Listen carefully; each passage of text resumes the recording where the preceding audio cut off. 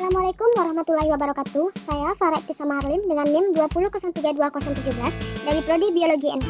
Di sini saya akan menjelaskan tugas pengantar coding modul 5. Baik, langsung saja pada program yang pertama, yaitu luas segitiga dengan rumus Heron. Di sini pada line pertama saya memasukkan include stdio.h. Include stdio.h merupakan library dalam bahasa pemrograman C. Include berfungsi untuk mengimport fungsi-fungsi yang sudah didefinisikan pada header file. Stdio.h fungsi untuk input output standar. Selanjutnya, inMain. InMain fungsi utama dalam program. Fungsi ini akan dieksekusi pertama kali saat program dijalankan. Maksud in adalah tipe data yang akan dikembalikan. Lalu di sini ada tanda buka kurung kurawal, merupakan artinya awal blok. Lalu double A, B, C, S, luas. Lalu saya masukkan dengan perintah printf. Printf tanda kurung tanda petik masukkan panjang sisi segitiga. Itu artinya kita disuruh untuk memasukkan panjang sisi segitiga pada saat compile. Selanjutnya garis miring N berarti untuk membuat baris baru. Selanjutnya scanf. Scanf fungsinya untuk mengambil input dari keyboard. Menggunakan %lf fungsinya untuk menampilkan bilangan pecahan dan A dan B dan C. Lalu S sama dengan A tambah B tambah C per 2. Luas sama dengan SQRT. S dikali S kurang A, S kurang B, S kurang C. Lalu ditampilkan lagi dengan printf. Di sini disuruh untuk garis miring N untuk membuat baris baru luas segitiga menggunakan formula Heron. Menggunakan %2lf lagi. Luas, lalu return 0. Return 0 di sini fungsinya akan mengembalikan nilai 0 setelah selesai dieksekusi, bertujuan memberitahu sistem operasi bahwa eksekusi program selesai dan telah dibersihkan. Lalu ada tanda tutup kurung kurawal, berarti artinya blok telah selesai. Selanjutnya, compile and run. Save decoding modul 5 dengan nama file nomor 1 modul 5. Save. Pada saat dikompil masukkan panjang sisi segitiga. Panjang sisi segitiga kita 12. 12 10. Nah, berarti luas segitiga menggunakan formula Heron didapat 545. Artinya program kita telah benar. Selanjutnya, program yang kedua yaitu konversi biner ke desimal. Langkah awal tetap dimasukkan include stdio.h yang merupakan library dalam bahasa pemrograman C. Selanjutnya, include math.h merupakan fungsi matematika. Lalu, in binary decimal, in n. In di sini berfungsi untuk mengkonversi bilangan maupun string angka menjadi bilangan bulat atau integer. Nah, in n. Lalu, char C. Char merupakan tipe data char dalam bahasa C untuk menampung satu digit karakter. Karakternya di sini seperti A, S, C, N, dan lain-lain. Lalu dimasukkan dengan perintah printf. Printf ketikan bilangan biner. Itu artinya kita disuruh ketikan bilangan biner di saat compile. Lalu scanf. Scanf fungsinya untuk mengambil input dari keyboard. %d yaitu untuk menampilkan bilangan desimal dan n. Lalu printf lagi. Printf tadi fungsinya untuk menampilkan tulisan yang ada dalam tanda kutip. Dan tanda kutip terdapat %d untuk menampilkan bilangan desimal, di dalam biner adalah %d, di dalam desimal n binary desimal n. Lalu return 0. Return 0 tadi bertujuan memberitahu sistem operasi bahwa eksekusi program selesai dan telah dibersihkan.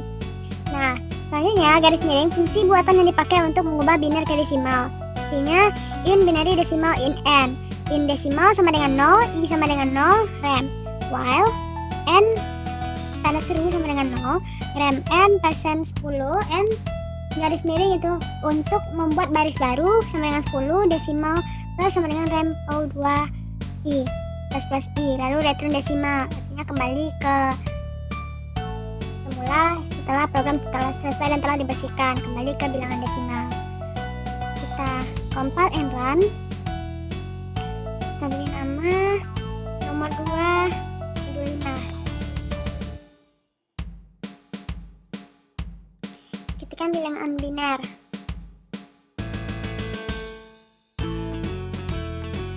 Bilangan biner adalah 5 dan desimal.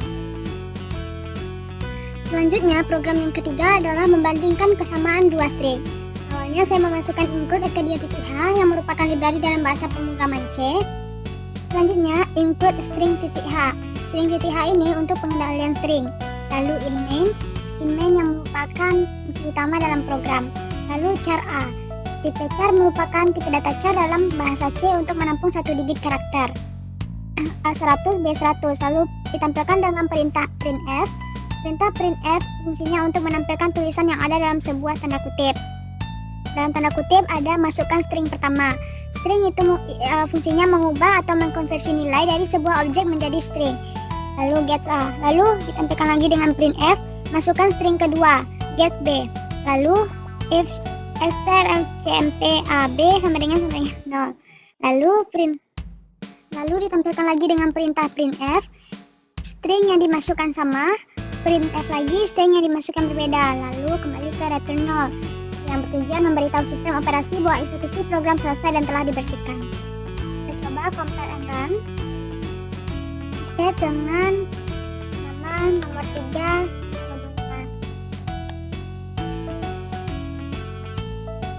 dan masukkan string pertama, saya